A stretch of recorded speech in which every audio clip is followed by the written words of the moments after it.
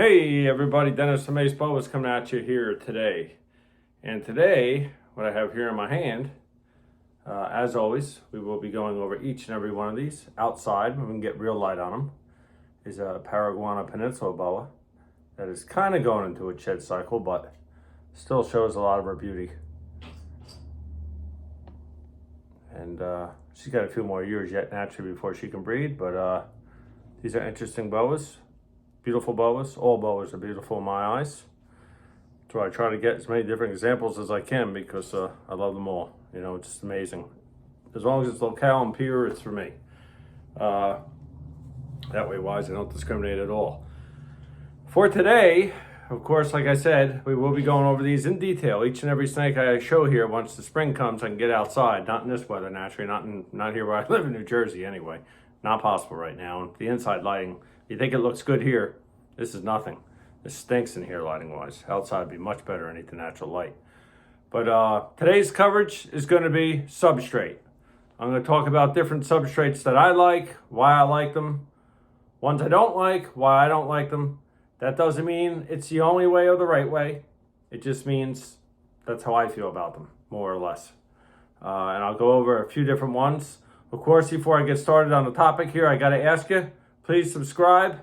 I flipped my phone. I was told that that's going to do a big difference as far as YouTube viewings and subscriptions. I don't know if I quite buy into that theory, but I flipped the phone and we'll find out how much YouTube really likes the wide angle versus the non-wide angle. I think what YouTube more or less looks for is, you know, the professional backgrounds and the prettiness and the big logos, and that's never going to happen here. So if that's what it's looking for, I guess I'll never get the exact exposure I would like to get, but we shall see. Because I'm going to keep it raw and organic and real. Now, to the topic, which is substrates. What do I like best? Is that what should we start with? Now, let's just start with different ones, not what I like best. Maybe we'll end with what I like best. Let's start with, first of all, when you get a snake in, right? When you get a snake in, any snake you get it in, whether it's your first snake or your 30th snake, should be in a quarantine. Quarantine tub usually I would use. And inside that tub, I personally like to use plain old paper towel. White print paper towel, only white. I mean, no print, just solid white. And my reason for that is I do lightly treat, not the animals, again, not the animals directly, I do lightly treat the paper towel with like some Rid, or maybe if you have Preventamite on hand, or mite killer of any type, spray it on there, nix and let it dry. But 90% of these, let them dry overnight, the night before your snake comes. So they're bone dry. They should look like this when you put them in. And I'll put them in, and I'll put that new arrival on there. Now, would that completely eradicate a mite issue? No. But it will take it one step further on me probably discovering those mites. Because anything on the snake's belly that touches that, or a mite that comes off the snake to go lay an egg somewhere that touches that, is going to die. And chances are it's going to die in that paper towel, and it makes it much easier for me to spot it. So I love paper towel for incoming animals. Only for my incoming. I use this on no other animals, so we'll cover that while we're at it. Only my incoming animals, I love paper towel. That's what I use for the first 90 days for me. Now, if I was to ever spot a black speck on there, I take a magnifying glass, because these 50-year-old eyes don't see as well as I used to, and I check it. If it was a mite, God forbid, what I do, I'm fine. It's in a quarantine room, quarantine tub, sometimes even a quarantine house for me, because I have a second home with animals in them, so I usually try to divide them from my breeders. It's the best way to do it. Then I know to treat. At that point, I'm going to start treating heavy, too. I'm going to treat the animal. I'm going to treat all around the tub, the holding tub, and get rid of them. And at any point that I notice that, let's say I have that animal for 3 weeks, at 90 days restarts again. So that's how I do it. It'd be 90 for my last thing I spot in there. But that's why I use paper towel for the beginning substrate. Next one that I've used,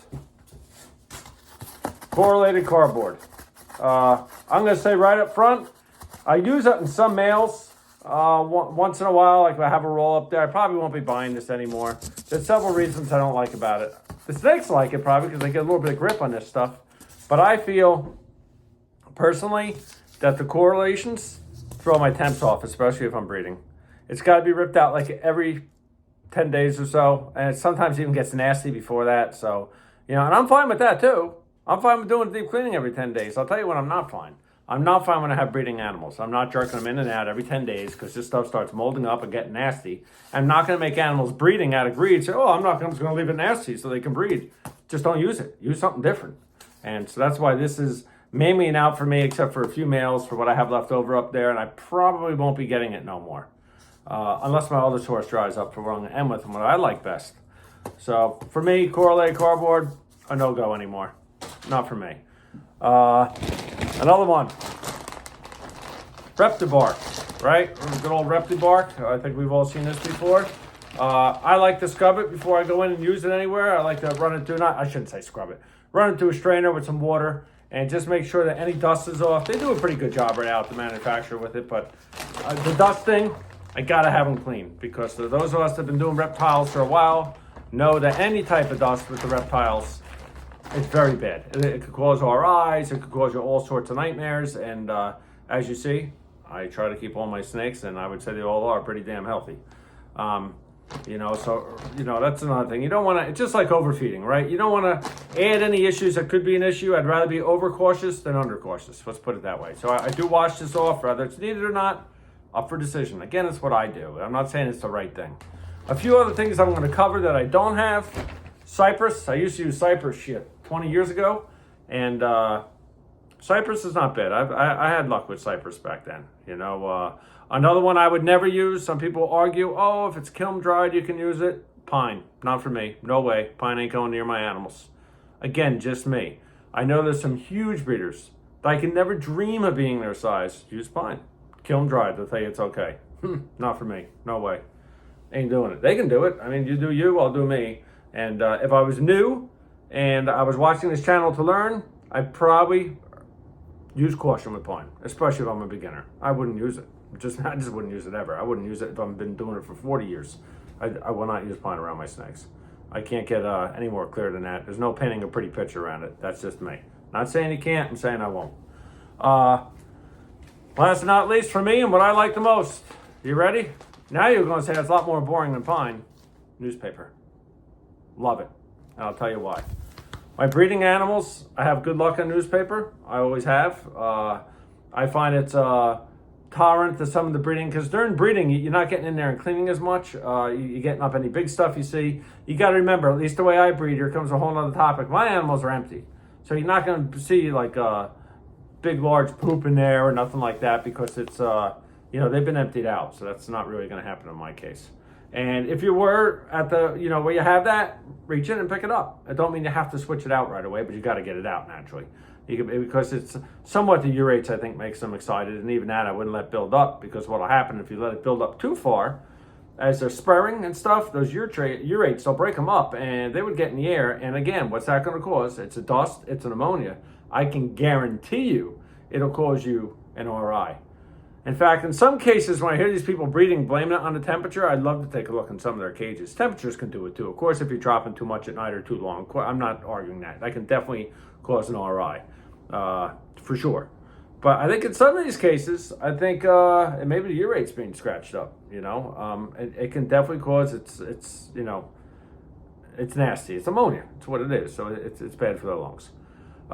So once again, on a piece of newspaper though, if you see a big chunk of urate, what do? You reach in and move that one single piece of paper out. Unlike the corrugated cardboard, you don't have to move the snakes in and out and do a whole giant process that's going to interrupt the breeding process. You can move one piece of newspaper separate, one separate piece, and put one separate piece back in, and that's all it takes.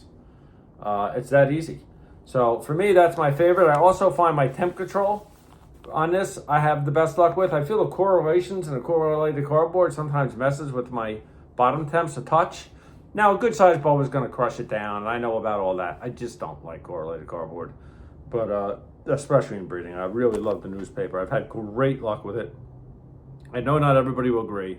I know it's probably not the most exciting thing for the boas, but when it comes to especially things like what I love doing best, which is reproducing the boas, I gotta use what I feel is best for me and the boas, because if you can't get to everything to clean it, and it's one big thing, and if you're cleaning it, it's gonna be counterproductive to your breeding by ripping out a whole entire piece of corrugated cardboard, or mushing around a bunch of, aspirin, another one, aspirin. I'm not a fan. I missed a lot during my breeding season, and aspen tends to mold up faster than anything, and it'll go across the whole thing, which means you got to do a complete cleaning. And you're going to have, I find that interrupts the breedings.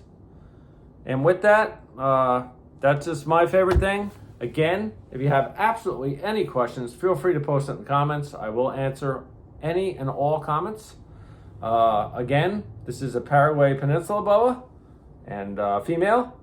And we want to say goodbye, and we want to thank you for your support. And please, if you watch my channel, watch my other videos, you enjoy them. I flipped the screen finally. I see my head poking in and out, but I flipped the screen. Hopefully YouTube likes it. Please subscribe to the channel, all right? Appreciate you all. I'm always here. I'm on Facebook. I'm on Instagram, Ace Boas. Take care and have a good day.